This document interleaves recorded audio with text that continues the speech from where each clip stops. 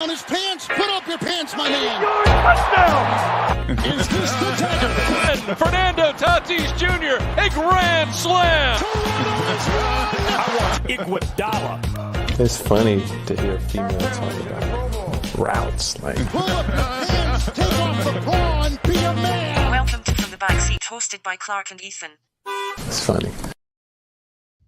Hello and welcome to From the Backseat. I am your host, Ethan, and we are on October 2nd with the ending of week 4 of the NFL season, and I am joined by my co-host. What up, guys? Clark here as usual. Daniel Jones giving Joe Burrow a run for his money of worst quarterback in the league right now. So it's been a really good showing out of Daniel.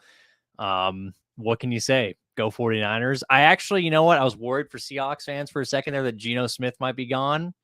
Drew Lock had to come in for a brief second. Drew Lock, who I still believe might be kind of sneaky good, but we'll never know. No, he's not going to get his opportunity.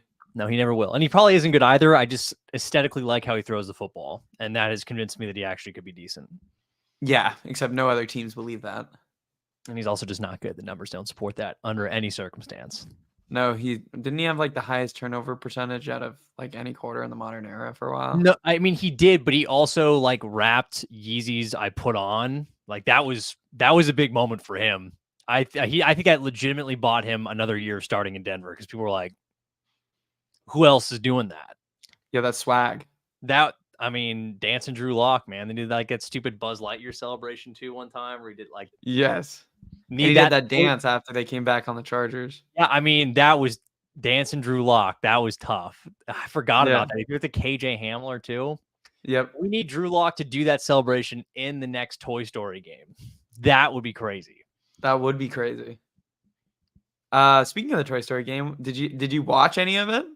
No, shockingly, I did not wake up at 6 a.m. to watch Jaguars and Falcons. That didn't really move the needle for me, but did catch some of the highlights. I did like the highlights in the version of Bijan Robinson in Toy Story form. I thought it was actually kind of fun. I liked what I saw. I think it's fun. I think it's fun for kids. I think they should do it. It makes sense. I mean, look, I think ESPN is not very good at their production for football anyway. So yeah, I enjoyed watching a Toy Story version a little bit on the highlights, even just more than I enjoy most of their pregame lead up. So yeah, I would say continue to do it. And look, I mean, there were glitches in it, but they were animating it in real time. I mean, that's a pretty crazy feat just in itself. Yeah, I mean, I think that was another thing that was remarkable was just how good the movement looked just with sensors inside the pads and motion cameras on the sideline. For a first go, that went remarkably well. It kind of looked like backyard football, like the Wii That is game. what it kind of looked like. I mean, obviously there's original PC version, but the one on the Wii, that's what it kind of looked like. So, For sure. I mean, I don't know. I liked it. The Duke So Kaboom halftime show too. Oh, I didn't see any of the Duke Kaboom halftime. You could actually bet on the Duke Kaboom. There's a bet. Will Duke Kaboom land his halftime jump? And he did. It was a plus good 200. for Duke Kaboom. Wait, Yep. people didn't think he would? I don't know. Maybe Duke wouldn't hit one. I don't know, but he did. He gave the people what they wanted. Thank you, Duke. Good for Duke. Duke Huge Kaboom. moment. Yes. The one thing I will say about the Toy Story, because I watched some of the second half and then I switched over to the real one. They had no commercials, which was kind of nice. And instead of commercials, it was NFL trivia. You see? I mean, I guess It was kind of fun. Like I was sitting there like, oh, that was nice. And they weren't like easy trivia questions. It wasn't like how many points is a field goal worth? Like some of them were like, they had next gen stat ones of like how long does a quarterback typically have in the pocket before releasing the ball? See, I think they knew that they would get more of an audience over there. That's why they probably did that. Obviously, it's intended for kids, but they know maybe like parents have to watch who are obsessed football fans or degenerates who wake up at 6 a.m. and watch the Toy Story version. Well, the other thing about it is I don't have ESPN+, but I do have Disney+, and it was on Disney+. And that's what you'd watch. Such a great point. So I was watching it on Disney+ on my TV, and then I have NFL+, so I started watching on my phone. That's actually what I'm watching the current game on right now. I have NFL+ over here. NFL+. Should we do our week 3 whip around? Yeah, week 4, but yes. Oh, very you're right. much We are in week 4. which Sorry, is we didn't crazy do a to think week it's gonna be 3. week 4. We didn't do a week 3. No, we didn't do a week 3, but that's okay. So we can That's go into okay. week 4. All right, let's go into week 4. Let me get up the schedule Yeah, because please do. now my whole setup is all messed up because I'm watching this game, watching Daniel Jones try to throw some footballs, which he's just utterly playing very bad right now. Well, it's okay. But, The Giants can trade for Drew Lock. They still have time. all right. So let's start on Thursday night. I don't put yourself back into Thursday night, Trying to think on the where the Lions destroyed the Green Bay Packers. I mean that's a statement game for the Lions. I think that is now 2 straight times going back to the last week of last season, and then Thursday night where they dominated in Lambeau. I liked in the post game how Ryan Fitzpatrick had said pregame that Jared Goff was a poor man's Matt Ryan, and Jared Goff checked him on it. I thought that was kind of fun. I think it was very tongue in cheek. It didn't really have any sort of mean demeanor behind it, but the Lions are a good football team. Jared Goff is playing good football. I think it just shows the moxie and confidence they kind of have. So that's a big statement win for the Lions, I think. For sure. All right, our next one, Jacksonville beats Atlanta. So talking about the Toy Story game. I mean, that one was kind of weird because I didn't think Jacksonville played great. I'd say still lots unknown for Jacksonville is really my takeaway. Is that Lawrence has kind of been inconsistent like he was at the start of last season. You're still sort of waiting for that offense to break out more. Because even their 2 wins that they've had this season, not super impressive. Week 1 against Indy, who looks sneaky now. That wasn't that great. They kind of blew a lead there. And then Atlanta, they beat them, but it didn't really feel as impressive as it probably should have been. So this is what my hot take is going to be. I'm just going to say it now because you kind of led up to it. So it's 2-part. So I'm giving myself a little bit of an out if I'm wrong on one of the parts. So first, I do not think Jacksonville is going to win the AFC South. Okay. That's where I'm starting. All right. And the team I think is going to win is the team you just called sneaky. I think the Colts will end up winning this division. I think that defense is a lot better than people are giving it credit for. I think Anthony Richardson is super dynamic. And I think that offensive line is pushing people around. And eventually, Jonathan Taylor is going to come back into that building, whether he wants to or not. And that's going to be a whole nother dynamic. That'll be a whole nother element. I agree. I still kind of worry about the outside pieces in Indianapolis. Pittman Jr., I like him a lot. Yeah. But it's Alec Pierce, who I was hoping would take a leap forward with Richardson, but really hasn't done much. No. And I mean, outside of that, you got basically tight ends that are really like Ogletree. It's not really anything impressive, but I do agree. I think Anthony Richardson has done everything that I thought he would. I was a huge Anthony Richardson guy. I kind of pushed for him to be, in my mind, the number 1 overall pick. Which Carolina, you might regret that now. No, not Anthony Richardson. You might regret it because of the guy picked number 2. Yeah, I mean, exactly. So you're looking pretty stupid right now over there in Carolina because the other 2 guys look really freaking good behind you. So, but anyway, yeah, I don't disagree. I don't hate that hot take on the Colts possibly taking the South. I don't even know if I like the Colts, but I still kind of like my team that I called sneaky at the beginning of the season.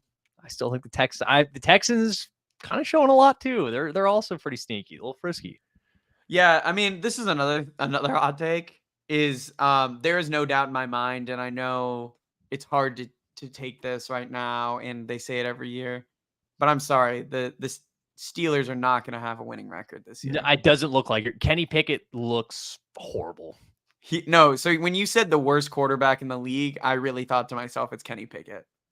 Kenny Pickett and Najee Harris might be the worst quarterback and running back combo in the entire league. Those hard 2 are to disagree. bumbling morons. I mean, Kenny Pickett, when he's back there, it doesn't look like he's processing very well at all. You can see the arm strength lacks. The accuracy isn't great. And then he gets hurt, so the mobility is going to be down. So truthfully, you don't have much there. And he's kind of addicted to turning the football over. Like last year, he did it a little bit, but he was clutch and got them back into games, especially in prime time last season when they, for some reason, had a flurry of them still. But he's taken a huge step back. I don't know if it's because Mike Canada is still the OC and he's that bad at calling games, but 30-6 to the Texans, that's bad. Really bad. So Really, really bad. Well, so let's continue on with the whip around. Yeah. So the big marquee game of the day, which felt like it was gonna be early on, and then one team just ran away with it, which is Mhm. Buffalo over Miami. I mean, it's more about what the Bills did, certainly. I think they looked great. That was a maybe chip on their shoulder game, but I still think, and we've talked about this, Tua still looked like a system quarterback. That was a game where you needed, in my mind, you needed your quarterback to take over, say, hey, we got to really get you to dig deep, find us something here. Horrible performance. Now, I mean, overall for Miami, not great, but people continue. I'm still looking for Tua to have games against top tier teams where he takes over. He does it.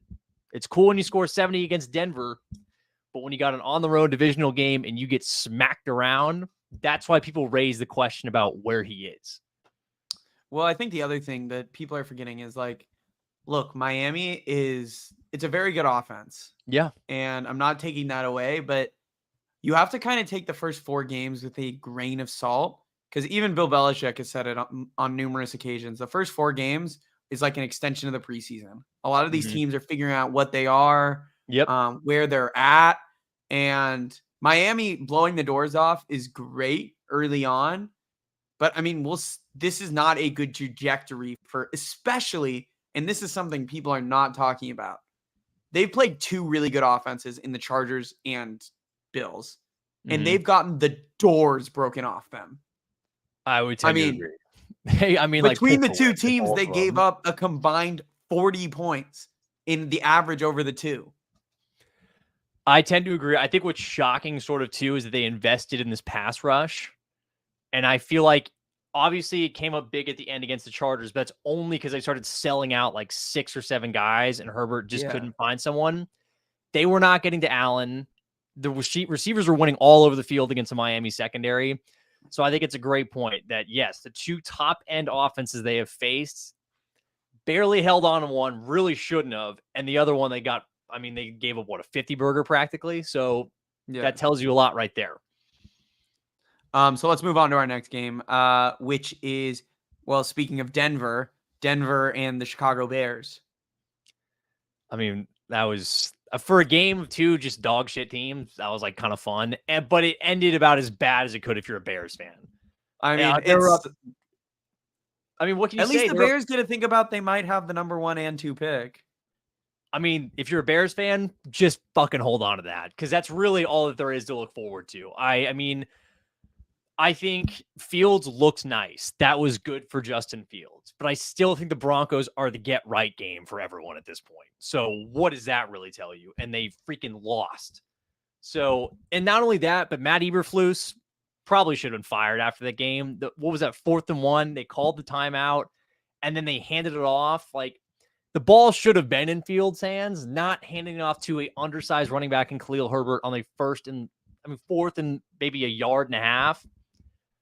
And it's just a disaster if you're a Bears fan, truthfully. So Drew chimed in, Bears going Caleb Williams and Marvin Harrison Jr. I feel like that would be the dream, but let's be honest. The Bears are going to bear themselves, and they're going to fall out of the number 1 and 2 pick. They're not going to have either of them. No, either they will. I think it's a very real possibility. Or the Bears, not enough credit. They're so fucking stupid. They'll fuck it up. Like, they'll get the number 1 and 2, and they'll pick the wrong guys. Like, that's what they do. Yeah. Or they'll pick the right guys, and they can't develop them. Like, I always, this is a tangent on the Bears. I fucking drank the Kool-Aid on the Bears. That's why I'm pissed right now about them. But let's be honest, folks. People were like, if the Bears drafted Mahomes, what would have happened? They probably would have screwed that up. They probably would have screwed the kid up, if I'm going to be honest. Oh, yeah. Oh, absolutely. No, I mean, that's the thing that people don't give credit for, especially with that draft class of like, oh, look at all these teams that missed on the GOAT, on Mahomes, whatever. You cannot tell me any other team was developing Mahomes into this. No. The only person that could do this is Andy Reid, and I could buy the argument, maybe Bill Belichick. But you needed a top 5 coach like all time to make Mahomes what he is. He got the greatest offensive-minded coach in NFL history as someone to learn under for a year. Yeah. He was got a guy who was going to scheme everything perfectly for him at the start and be like, hey, you're going to learn on things as you go, kid. And he did. I mean, that was a perfect scenario. So, the Bears, they could have number 1 and 2 picks if they want. They'll probably screw it up in some way or another. I mean, and also a lot of people don't give this credit when talking about the Chiefs. They also had a collection of crazy weapons at the start of Mahomes' career. Yeah. They had Tyreek Hill, they had Travis Kelce, and a lot of people forget this. They had Sammy Watkins for a majority of that time as their number 2. He was still solid, yeah. But I just think people like another undersold, like last thing the Chiefs with their development, they were a good team at the time too. Alex Smith was good with them. They were a solid team already.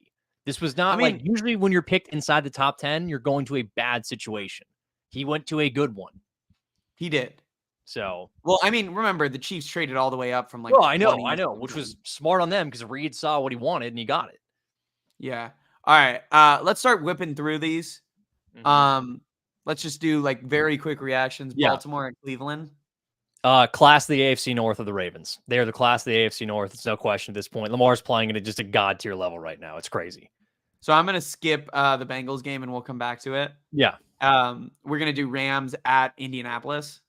So Rams, Indianapolis. I mean, good win for the Rams. Richardson continues to progress. Looks like a beast. I think Josh Allen 2.0 is what he's tracking to right now. I mean, you watch him, that ball flies out of his hand. He's a freak athlete.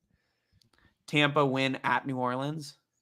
Snoozer bowl. Who cares about those two teams? Neither of them are going to make noise all year. Derek Carr sucks still. Saints fans convince themselves that like he's good. He's not. So yeah. Did you hear the crazy Alvin Kamara stat? I didn't even know this until this morning. Do you know what his receiving line was? Probably like 10 catches for like 11 yards. Honestly, you're not that far off. He had 13 catches for 33 yards. Yeah. So, I mean, the Saints are bullshit. Like, people think they're good. I mean, there were some people like the Saints are a sleeping giant. No, they're not. They're bad. I mean, that defense is really good. It's just that offense is awful. What's crazy to me about the Saints, last thing, is that like they keep handing out these contract extensions. They have no cap room. How do they keep doing this? It's because they just keep pushing it back and back and back. And it's because then they end up with all these mid players that they have.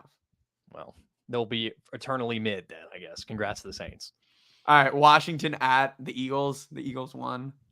Sam Howell continues to impress. That's all I take away from it, really. The Eagles, good win, but Sam Howell in Washington, I like a lot what I've seen from Sam Howell. Sam Howell had a really bad week 3, though. He did have a terrible week 3, but an impressive week 4 on the road in the hostile environment. He stepped up, made some clutch plays. Minnesota at the Panthers. Yikes, Bryce. Not looking good over there. That is shockingly bad. He really might bad. be the worst. He's in the conversation of worst starter in the league. I would tend to agree because especially, like, again, they put Andy Dalton in last week and they had like 420 yards of total offense and they put Bryce Young back in and it was like, we can't do anything. So, yikes, Bryce. I like you, but yikes. So we already touched on it, but Pittsburgh at Houston. I mean, I'm so happy to see it. But CJ Stroud looks great. Texans are developing. D'Amico Ryans looks like a great head coach. Unfortunately, I am concerned about their ceiling because their ownership group is so stupid. However, a lot of good pieces. Should be excited if you're a Texans fan. We're going to skip the Chargers game and go to Patriots at Dallas. All right, Mac Jones, it's over, bud. Pack it up. Shit's over. So I hope you enjoyed the ride. I don't even know what I see, and Mac Jones is terrible. There's nothing there. It's over. It's bad. Yeah. Arizona at San Francisco. So I'll take away from Arizona on this one. Arizona, surprising to me, really. I think Gannon, the head coach, that's his last name. It's Jonathan Gannon. I was going to say Rich Gannon. That's the announcer. Jonathan Gannon, he's impressed me as a head coach. I called him the Kendall Roy of the NFL before the season started, but that's a Succession reference for those who are aware. And they've looked decent. They hung with San Francisco. I know the score got out of hand, but I think the Cardinals are frisky. They got some good encouraging signs. All right, so let's go back now to the Bengals game. Yeah. So Tennessee at Bengals, because I want to save the Chiefs game for last. Yeah. So here's my thoughts. I'll keep it real short. really like people can talk about the defense, people can talk about the running game. There, you can talk about the play calling. The problem is that you have a quarterback who is clearly not fucking healthy. Joe Burrow is like, if it shows how important it is for an NFL offense to be able to operate as they want to, either not just from out of gun, he can't move. Like, you can make all the other excuses you want, but the reality is that the head of the ship is completely useless right now. He can't do anything, and that sucks. And as much as I love Joe Burrow, I love Joe Burrow, and I think he is still a great quarterback. Right now, he is atrocious. He's killing us. Yeah. It's But speaking of bad quarterback play, I just want to let you know Daniel Jones just threw another pick. Okay, well, that's really good for Daniel Jones. That's awesome. So, I mean, again, at the end of the day, you can make any excuses. Like, people are like, oh, the defense could stand up. The defense gets a 5-second break and they're back on the field. What do you want them to do? Like, we can't sustain drives. We can't go deep. Teams used to be petrified to blitz Joe Burrow, but now they know he can't move, so they just send 6 and say, deal with it. So another thing people aren't considering about the defense, and this is, I think, a huge point getting lost in the mix, is they're down in the first half, and pretty much I think they've been down every single game. We haven't scored a touchdown in the first quarter yet. Yeah, and you've scored 1 first half touchdown. Yeah, so I mean, they're immediately getting put on their heels all game. So the whole game. No, I like, again, I don't think, like, I don't want to hear the conversation about the defense. I like, even with stuff with Zach Taylor, like, okay, yeah, could they scheme shit better? Sure. But they're so limited what they can do right now because the quarterback can't do what he normally does. Like, Joe's a shell of himself. Yeah, it's really rough. And again, I don't think, like, next year, obviously, I mean, I'm already thinking next year, which is pathetic, but I don't know what more he can do right now. I know he wants to be out there, but I know, and I think you know too, the Joe Burrow that you see him when he's healthy and operating, this is the farthest thing I've ever seen from it. Mechanics are horrible. Reads are like he's scared to get hit. He's not comfortable. He can't move. It's all, the reason we're losing games is because of him. He is 95% of the issue. Agreed. I mean, it's really bad. It's really bad right now. And it didn't get any better with T. Higgins getting hurt. No, the only way that this gets better is if he gets healthy. And I don't know how that happens. I mean, they just need to sit him at some point and just. I agree. Because you can say he was on the injury report all last week. I don't, that dude, I mean, his mechanics usually so crisp. This dude is fading away. He can't plant. He can't push off. It's like, this isn't the same guy. This isn't. No. I know what it looks like. And when he's on, he's a top 3 quarterback in the NFL. This is atrocious. I mean, Drew said that's the new QB money. I mean, maybe it is. I don't know. I feel like feel like there is part of the pressure where he's like, he wants to be out there, but he probably shouldn't be out there. Like, there's really. I want to say one more thing about the Bengals. Yeah, go for it. How much money do you think T. Higgins is like losing right now? A lot. This has gone about as bad as it could have so bad. He had a great week 2, but then he dropped so many balls in week 3. He has a broken rib now. This has gone about as sideways as it could for him. Like, it's really bad right now. And if he misses time, the thing that's going to suck too is if he misses time and, like, say, like, a guy that everyone was really high on, Andre Josevich, who's, like, tested super well, played well in the preseason. If he comes out there and plays well, then you're going to be like, oh, you're losing a lot of money here. So it's been bad for T. Higgins. I mean, or he's just going to go somewhere else. But I don't even know if other teams are going to, because, I mean, not going to lie, like, I mean, another guy who lost a lot of money is Mike Williams. I mean, we didn't even pay week 3, but that's just unfortunate. But he was playing really well. No, it's like that game on Monday night, he dropped like 5 stone cold to his hands. I think it was, what are you doing? Something like he had like 10 targets and only like 2 receptions or something. I know. So, and he's not even like making the contested catches when he gets one-on-ones. It's like, dude, you can't be. That's what you do. You can't lose those. So no, he's costing himself a ton. Atrocious right now. Yeah. So it's been about as bad as you could ask for it to be a Bengals fan. It sucked. So what do you do? To change the note a little bit, yeah, over to the Chargers. I don't really have much to say about the Chargers game besides for Khalil Mack hates the Raiders. Yeah.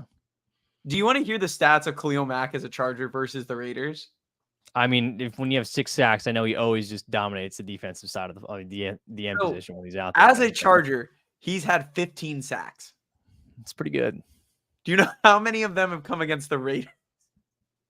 Probably like 9, 12. He's had 9. 9 of them have come against. Actually, I think it's 10 because he had 3 in the first game, 1 in the second, then 6. Attaboy. He has 15 sacks, and 10 of them have come against the Raiders. Well, he had been like objectively bad this season too, from what I recall on the pass rush side. So yeah, I mean, he was really bad through week 2, and then week 3 he was good, and this week he probably had maybe the best defensive performance out of any player in the. I mean, he had 3 forced fumbles on top of his 6 sacks.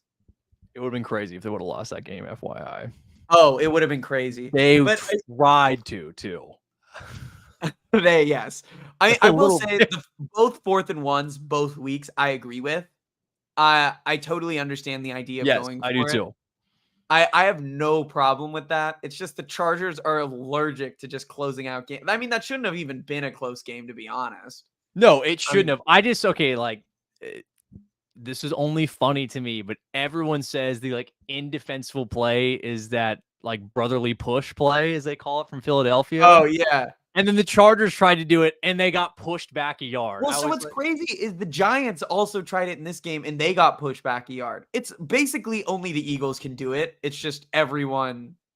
I know, but it was just so funny. I was like, oh my god, it was so funny. It was. It's just so stupid.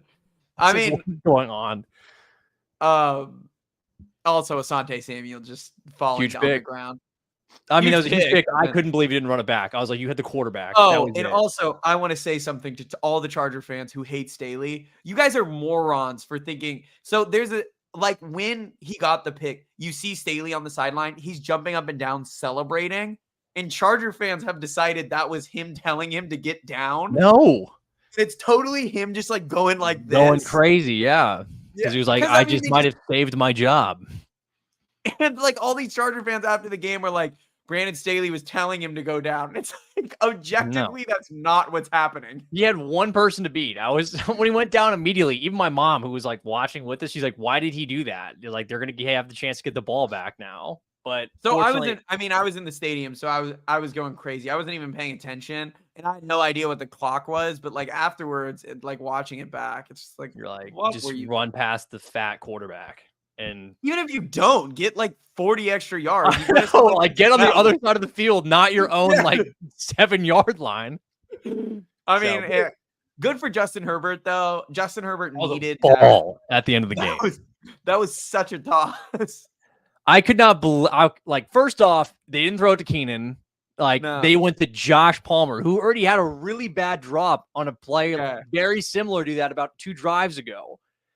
And they went to him, maybe a little OPI, but there's a lot of hand fighting. But it was just a perfect ball, especially with his finger all screwed up, broken it, like middle finger. I guess his nail was just smashed. So that was a crazy throw. I mean, that's what he needed. He needed some kind of like clutch thing to get us back on track. And I mean, that was you got to give Kellen Moore a lot of credit though for calling. I agree. But that's why you have a quarterback. Like I think that's the right play call. Like I always think with the Bengals, like at the end of the game, when you have to finish it, put it in your best player's hands. Like if you have the one-on-one, that should be the throw. I mean, you want to end the game, you pay the guy to end the game. And that's what he did. Yep. Agreed.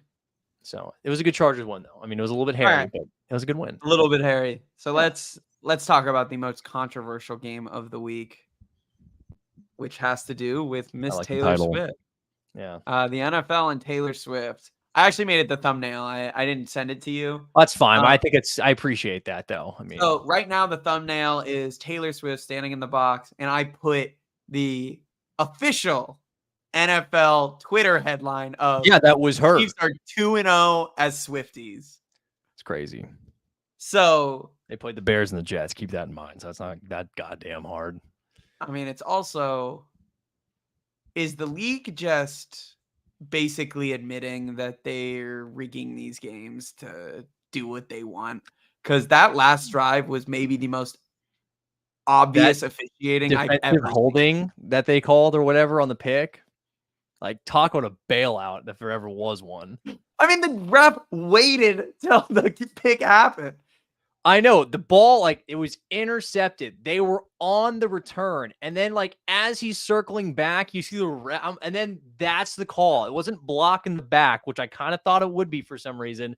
Like, oh no, it was defensive holding. Okay. If you're going to call that, throw it when it happens, not 5 seconds after the fact. That was crazy. That was crazy. I mean, the missed hold on Donovan Smith was even crazier with the ref standing right behind him.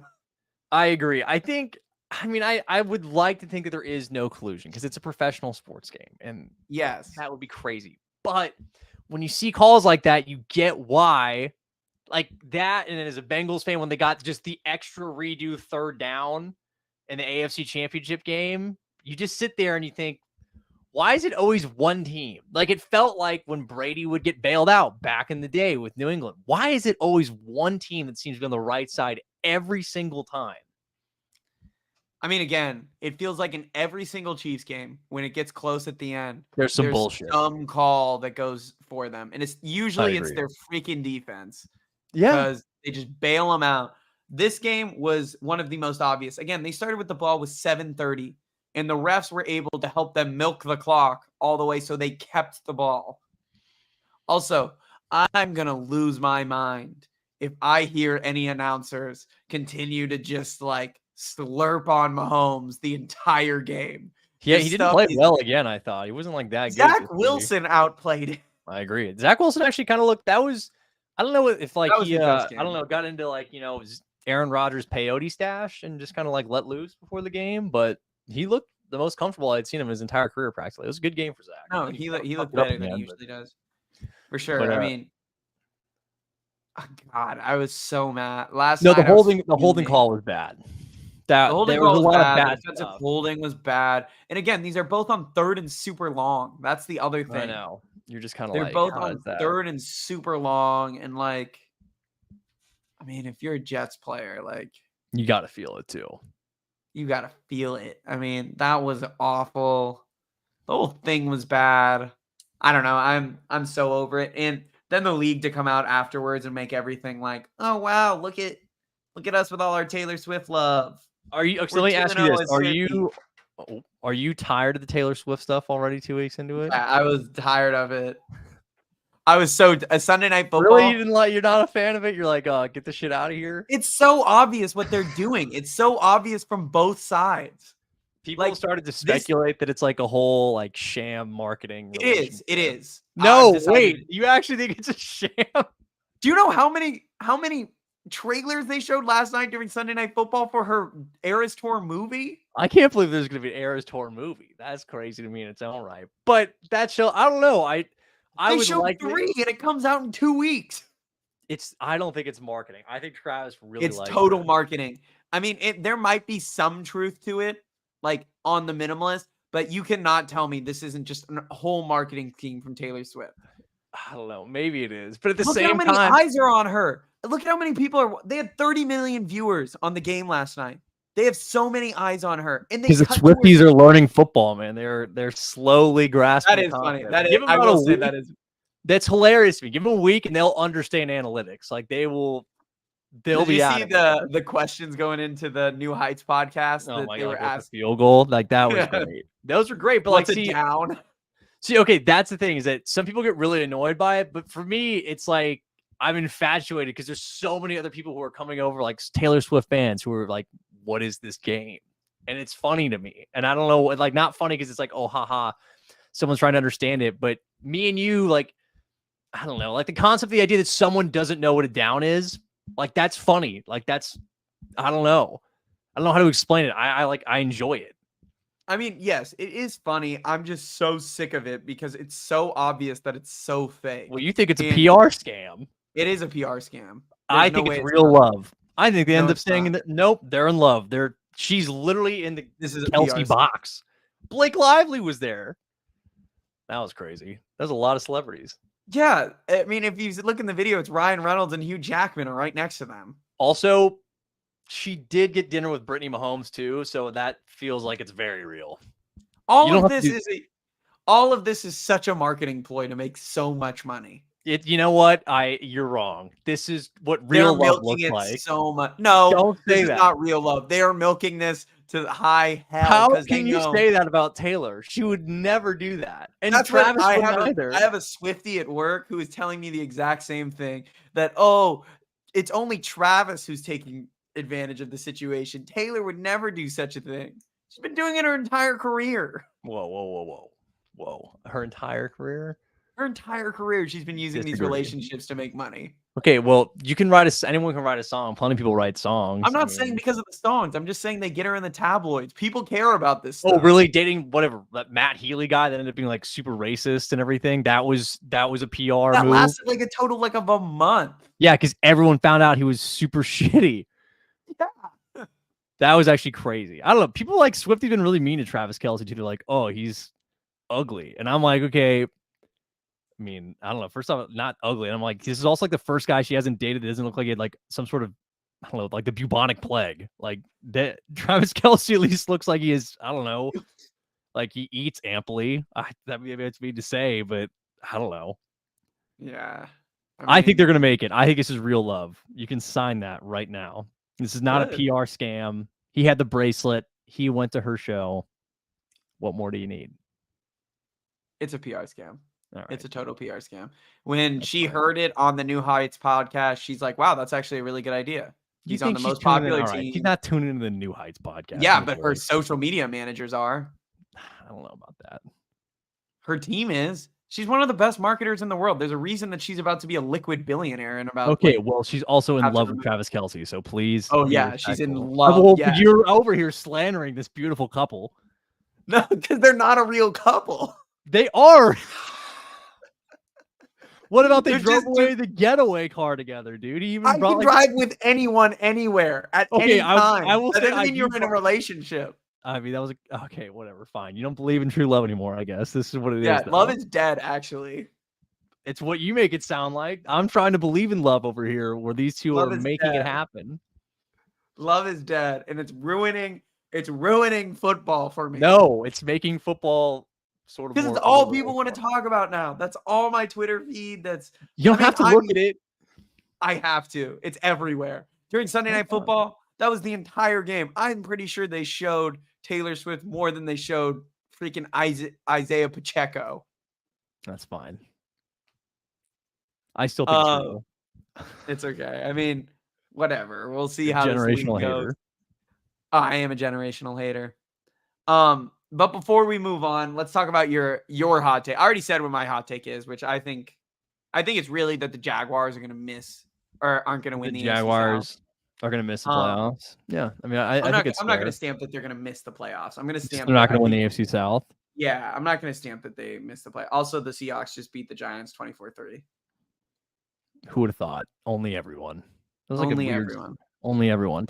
No, actually, it's funny enough. My hot take really was more compounding off one that I had earlier before the season started, which is about the Texans. I genuinely think the Texans will be a playoff team at this point. I do. I will stamp that. I think the Texans will somehow sneak in. I think it might be winning the division. I don't know. They own the Jaguars. History shows that. They look good. The defense is playing well. I don't know. Tank Dell, you owe him an apology at some point. You'll do it. That's fine, though. You'll figure it out one day. And I just think I like a lot of the weapons. Again, Nico Collins. I mean, Damian Pierce in the backfield. Watch out for especially those battle red uniforms. Christ almighty. That was the fitted of all centuries. So I buy the Texans.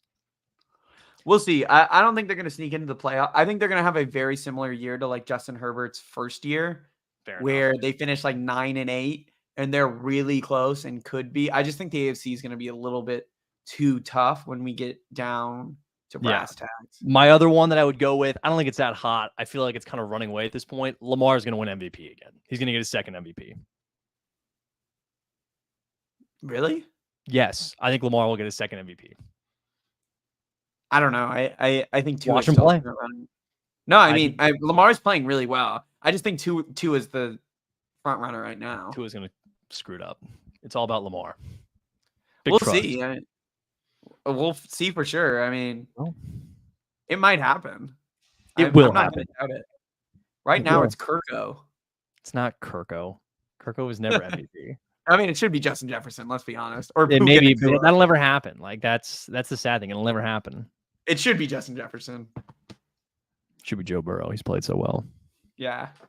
Yeah, and then that was my hot take. I like could that, throw yeah. out one more. Yeah, just toss it out there. Why not? See what's going on. One more I got. If you want to set receiving records, this isn't really a hot take. This is more just an observation. If you want to set receiving records, go be the number one for the Rams. Matthew Stafford will just force feed you the ball. Here's the thing, too. Does Cooper Kupp's legacy kind of take a hit here with what Puka's doing? I think to an extent. I mean, It does, because it's kind of like, okay, someone showed up with a similar skill set and they're just doing exactly what you do. Like, that offense is going to be a little scary when they have two of them. I will agree, yeah. But I think it's also a good point. Like, Stafford did the same thing like at the beginning of his career with Megatron, where he's like, I'm just throwing you the football. And that's how it's going to be. I saw a stat that was through this time, like the most players with this many yards at this point in their career, and it was those three. I can And believe it's it. like, I mean, yeah, Stafford if finds you want like to set one receiving guy, record. and he just kind of force feeds and he's like, all right, here you go. But yeah, I don't. That's not a terrible hot take. I will say, I think It's I not do really a think. hot take. It's more of an observation. But I will say, I think Kupp's legacy is kind of getting hurt by this. Like, maybe he's really not as special as we thought. It's just more of a scheme product. Still really good, but Big Bay and Stafford have a lot to do with it. I have one more hot take. Please shoot. You got a lot of these. Yeah. I think Drew Brees deserves a lot more credit. Why? Because Sean Payton sucks somewhere else? Yeah. Yeah, Sean Payton. It's actually, I frankly have enjoyed watching Denver be bad. I've really kind of enjoyed that. I mean, I feel like he talks a lot of shit going into the season, which is crazy for a head coach to do, especially for how bad the Broncos were prior to. And for this to go as bad as it has, maybe I'm a hater too, but I've liked it. I haven't minded. I haven't minded it either. I've honestly rather enjoyed it. Mainly because I hate Russell Wilson, because I find him really annoying. I don't hate Russell Wilson. Do I think he's a cornball? Yeah, sure, but I'm not going to go as far as say hate. That seems aggressive. Yeah, it's not that I hate him. He's so corny and annoying that it's kind of funny. Oh, well, I mean, he's Mr. Unlimited, so. Yeah, I mean, he's loaded up. Yeah, have you heard the Danger Witch yet? Oh, they I still, love Danger they still have a Danger Witch? I have no idea if they still have the Danger Witch. Hopefully. Let's pivot a little bit. Yes. Tomorrow is the start of Wild Card Weekend, and there's one team that will not be featured, even though they did have a little bit of a scamper towards the end. They really tried. That's the Padres. Yes. Padres just good enough to break your heart once again after feeling out of it. Now, we are tasked with probably the biggest offseason in their entire franchise's history. Yeah, there's a lot of decisions to be made. I'm really concerned. I know what they should do in my mind. Again, just for the season itself, wildly disappointing. I mean, the most anticipated season in Padres franchise history, without question. I made the equivalency in that in terms of just raw numbers. They're a lot like the 2010 Chargers, where if you looked at everything on paper and you just took away their record, you're like, how good would this team be?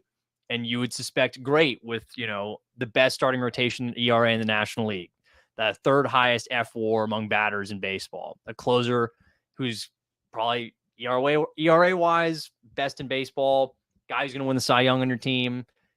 You would suspect that team is a lock for the playoffs, not 2 games over 500 out of the playoff picture sitting at home. So they really got to fire AJ Preller. If they don't do that, I really don't know what to say at this point. He's had more than enough. The solution should not be to get rid of Bob Melvin. He is not the issue of what is going on. I really don't know how people sit here and look and say that there's been all this turnover in coaching staff, people in baseball ops. There's been one continuous person for the last decade of Padres baseball. It has been AJ Preller. I don't know of any other executive across any other sport that would get this long of a leash and have this many opportunities to hire a head coach, I guess, and a manager in this sense. And they have 2 playoff appearances in a decade. And not only that, they have had ample money to spend for the last couple years. And they can't make it work. What is the reasoning for bringing it back? There's no reason. No, it's bad. And I'm concerned. It's really bad. And I'm concerned too, and we're gonna look even more ridiculous is if we do let go of Bob Melvin and he goes to the Giants and just they'll torment us because they'll let him do which is what he's always wanted to do, which is like, you bring in the players, you let me coach this shit. I'll figure it out. Like, that's how it should be. He's not going to be micromanaged by Farhan. If we do that, it'll just be a disaster. So it's a huge offseason. There's guys I feel like they need to extend, but they're cutting back on payroll. That'll be tough to see how it shakes out. But it's a disappointing season that hopefully as an organization, they get some things done right. They fix some things, fire AJ Preller, and they revisit next season, which is hopefully a more successful and bounce back one. I mean, that's all you can hope for. I mean, there's going to be still quite a bit of turnover because Josh Hader and Blake Snell feel all but gone. They're gone. I mean, Snell's definitely gone. As much as I wish we could get him back, he's gone. Hader's gone, which I frankly won't really miss that much after the way things kind of ended here down the stretch. You're losing a trio, possibly like Waka. I mean, you're going to lose Snell. You could lose Waka. You could lose Lugo. You could lose all three of those guys. You could be down to just 2/3 of your rotation, and those 2/3, those 2 of the 5 are hurt right now. So it's like you got to find either a way to retain those guys or other options, or really rely on player development. I mean, the other thing, this is the big issue, and this is like where all the dominoes come in, and it all has to do with the Soto extension because like if you don't extend Soto, then you have a possibility of bringing some of those pieces back. But with the way that they're cutting back payroll for next year, if you bring him back, I think you basically have to kiss all those pieces goodbye. So I think it's really interesting from an organizational standpoint what they're going to do. Again, they should have just extended Soto a long time ago. I agree. And not even been in this situation. Mm-hmm. But this is the way that Preller decided to manage it. Would you extend Soto, or would you let him? Would you figure out a trade or something like that with him this offseason? I would do whatever I can to sign Soto. I've been from the beginning. I would trade other pieces to keep Soto and cut payroll. See, I would get creative with it. I think Soto is the most valuable player on your team. And I know Fernando Tatis is on it, Manny Machado, but I agree. I think there's really no way that you should look at this situation and say you don't extend Juan Soto. People thought this was a quote down year for Juan Soto. Like 33 home runs, over 100 RBIs, an OPS over 925, an on base almost at 400. He's not a good defender. Everyone knows that, but F4, I think he was like in the top 10. B-WAR, he was in the top 10.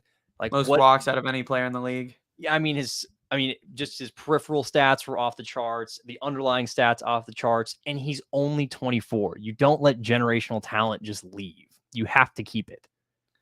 You have to keep it. I mean, there's just the thing about Preller, and I've been saying this all season because I'm very much against Preller, and I've been against Preller for a long time. Yes. It just sucks that we're in the situation where we just extended all these players that we didn't need to extend, and like that these are the decisions that made. Like, I don't get how Juan Soto wasn't the first one to be extended when we were talking about. I agree. All of these.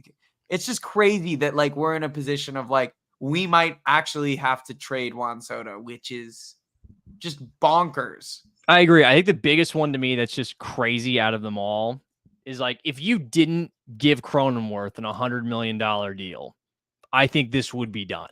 The deal would be done. But that is so much cash locked up into a guy who wasn't even going to be free agent eligible for another like 2 to 3 years when he'd be 33, and you wouldn't have to worry about a price tag. The other one, $100 million. Yeah, that one's so bad. And the other one, terrible. I think, is Yu Darvish to a certain extent. Yeah. I mean, he's still good. Like he's good, but like he's older. He's getting injured now. Are we really in the conversation of like we decided to keep those two guys over Juan Soto? I agree. That's really what we're thinking about at this point. Like, honestly, I'm just gonna say it. Like 2 above average starters, maybe. Even if Yu Darvish is above average at this point. He's good. I just think like we gave Darvish number 1 money. He's not a number 1 anymore. No, he's a really good starter, but like thinking of the 3, I always maintained if the guy when they're on, which was always the number 1, was Snell, and of course he proved it this year. It's like I mean, Darvish, I know he was going to be a free agent, but after the year that he had, if he'd been injured, you could have gotten him for less. And maybe then on that turn, you'd be able to bring back Snell this offseason. You wouldn't have to worry about it.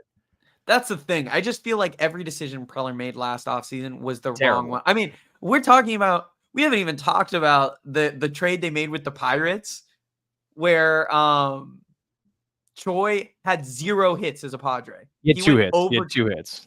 Oh, he ended up having 2 hits. In his last 2 games, he had 2 hits. Oh, I didn't realize that. I knew up to a certain point he was 0 for 24 with 2 walks. Yeah. So he sucks. I mean, the Padres season it was just terrible in general. It was just bad. It was just bad. It was just bad. It was disappointing. I mean, another one is like Manny Machado. Like, yeah, it's a contract. I mean, I get why they wanted to keep him around, but it feel like at this point, it sounds like Seidler went over everyone's head to make it happen. And now he's going to have surgery on his elbow. He's 33. Again, we're picking these players over Soto. That's the issue. I know. That is a crucible of the issues, that all of these players should not have been paid over Soto. Soto should have been priority number 1. That's the thing. Like, honestly, I hate the Cronenworth deal on its own, but like when you talk about these deals, it's just like, man, I can't believe that they decided that this was a better move than Juan Soto. I agree. And now I think we're at a very real possibility where they trade him. Which sucks. And it's a horrible reality. And there's all these Padres people trying to be like, no, they're working on an extension. But it doesn't make any sense if they're going to cut the payroll by $50 million. I know, because the dollar number that he's supposed to be asking is like north of $400 million, which he showed again why he probably is worth that. I mean, good God. But the other thing is, like, if you think about it from a payroll perspective, like, what if they have another bad year like this year, next year? Like, what are you doing? Like, I don't know. Then you blow up everything, I guess. You can't even blow up anything, though, because who's going to take on the contracts of aging superstars like Machado or Xander if things got that bad? I mean, you could never get rid of them. You can't get rid of them now. Yeah, that's the other one. Xander was good to end the year. I feel like Xander will be good next year, but he played fine. I mean, he was just... Again, it's another player they picked over Soto for some reason. I mean, again, another player we haven't even talked about that they picked over all these guys, Hassan Kim. Yeah, Kim's going to be gone too. Kim's going to be a casualty after this season. There's no way we'll be able to retain him, I don't think. There's no way we'll be able to sign him. I mean, again, the only way is that you get rid of Soto. But like, I don't want to think about Soto is it's not like you just want to do that. There's no way they should do that, but I'm kind of thinking they're going to. I have a sneaking inclination that they probably are going to do that too, and it's going to be really bad. I'm not going to lie, that deal with the Nationals might go down as one of the worst. Well, that'll be why it's so bad. It'll go down because the Nationals got a bunch of players who look really freaking good and are going to be valuable to them moving forward because their rebuild is going well. And we thought, Soto was important for the playoff push last year. But you thought it would be more than just like, hey, we get one playoff push out of him. You thought it'd be more than that, way more than that. And it's not looking like that right now at all. Well, and it's also like, it's not like he didn't play well. Like, he played well the entire time. Yeah. It's just like the team's organization just ran this whole situation very poorly. It's just San Diego sports at the end of the day. Sometimes I'm gonna watch CJ Abrams continue to just rake. They haven't even called up James Wood yet. I know, like, and James Wood gets here, it's gonna be painful. And no, it's pretty bad. I mean, I can't believe we're headed to a world where we had Juan Soto, and we're gonna trade him, and he's probably gonna become a freaking Dodger. No, don't say that. Don't say that. I mean, he probably will though. He'll be like a Dodger or a Met, which is like or Brave. Why not just go to the Braves at this point? Or a Yankee. I don't know. I mean, honestly, the Braves will probably sign him for like a 10-year, $50 million contract going off. The Braves do to everyone. The Braves have like no worries about. I don't know what they do to their players. I don't know if they hold them at gunpoint in the negotiations, where they're like, sign the deal. Like, you are worth $300 million, but you're going to sign for $100 million. Yeah, I have no idea. They have so many players like that. Just finesse everyone. Albies, Acuna, like Michael Harris. Michael Harris on like a 10-year, like $80 million deal. I'm like, who the hell is saying, like, how does that happen? It makes no sense. No. I mean, the Braves are going to win the World Series, but They probably should. If the Braves don't, that would be shocking. it would be shocking. I mean, it would I be don't- shocking if they don't run the table on this thing. Because I mean, the only teams like I still think Houston can win it because Houston's been there. But in the American League, like the number 1 seed is Baltimore, who I think is super good, but they're also really ahead of schedule and they're super young. yeah. So I don't know, but it should be Atlanta. Like this should be a, Atlanta Braves should win this. I don't think there's. I think that's why people just aren't excited for the playoffs. Is it's almost like a bookmark at this point. And Well, 'cause, then like, all those like Padre fans that are like, "Oh, the playoffs suck now that the Padres aren't in it." Like the league really wanted the Padres to be in it, and I'm like, again, they would have just gotten the table ran by them by the Braves too. I know, like I really think matter. it's gonna suck. Like the wild card games in the National League are gonna suck. Like I think the National Yeah. League wild card teams are dog shit. Like the Marlins are bad. They're not a good team. I really don't believe. Like the Diamondbacks, I don't think they're a good team either. But like the Diamondbacks objectively had a horrible second half. Like it was not good. They barely got it in at the end of it. So and even the Dodgers, like the Dodgers are like the weakest I have seen them. I mean, in a honestly, long to tell you time. the truth, the only reason that they're even sniffing that they're so good is because of Mookie Betts had an MVP season, and then Freddie Freeman was basically a runner-up. The two of them basically pulled them there. I mean, any other year, Betts wins the MVP, but Acuna exists. But it's actually still pretty close in my mind. People are, I will say this is the last comment I make on baseball. People are trying to tell me, though, that the Acuna season this year is better than Aaron Judge's season last year, which I'm like, you guys must really value stolen bases because Aaron Judge had like a top 5 single season of all time offensively last season. So let's relax on that. Also, no one ever talks about this with the Braves, but Acuna plays just on a stacked lineup. Well, I mean, the team OPS is like 780 for that. That's crazy to think that. Like they have their worst hitter is Orlando Arcia. Practically, he was a freaking all-star. They bring Ahmed Rosario off the bench, World Series MVP. Like what? I mean, that's almost where I'm like, I almost think Betts should win just because like Acuna just played. I mean, Matt Olson was a 40 home run. Matt guy. Olson had 150 plus RBIs this year. He set the franchise record for home runs in a single season. That was like the most under radar god tier season of a first baseman you've ever seen. Sean Murphy, their catcher, just rakes. I mean, give me a break. It's crazy. That's why I almost think Betts deserves it because Betts, I actually think was the most valuable player on his team. Like Acuna, yes, crazy season, but he wouldn't have done it if he wasn't on the Braves. Like the issue is he plays on the Braves. I mean, he did have a crazy year. I mean, the stolen base. He did. I'm not taking it away. No, I'm not but saying, but I guess true. Like if you were to go by objectively most valuable overall, I think it's still really close on B WAR and F WAR, who's higher between Betts and Acuna, but I don't know. Acuna's going to win it. Acuna's going to win it. But I mean, if Betts did win, people would be like, oh my God, that's crazy. But I feel like there would be a very justifiable argument for it too. So I agree. Yeah. I don't think it should be that far out of the realm of possibility. No. I mean, it's just a matter of time before Acuna wins World Series MVP as well. So nah, it's always someone. He might. I feel like Albies might. I mean, honestly, what do they get bounced in the first round? It's like what do they get bounced in the first round? Wouldn't that be great? I don't like the Marlins. Also, a little tangent before we go. The MLB needs to change that they don't reseed the playoffs. That stuff is so dumb. What do you mean they don't reseed? So it's already locked in. So it's the 3-4 plays. Oh, they don't go like the lowest seed plays the 1 seed? No. Yeah, I think it's kind of it. dumb. No, I guess it's true. Yeah, they don't do the reseeding. But they don't do the reseeding. They just pull them up. Like you already know who you're playing.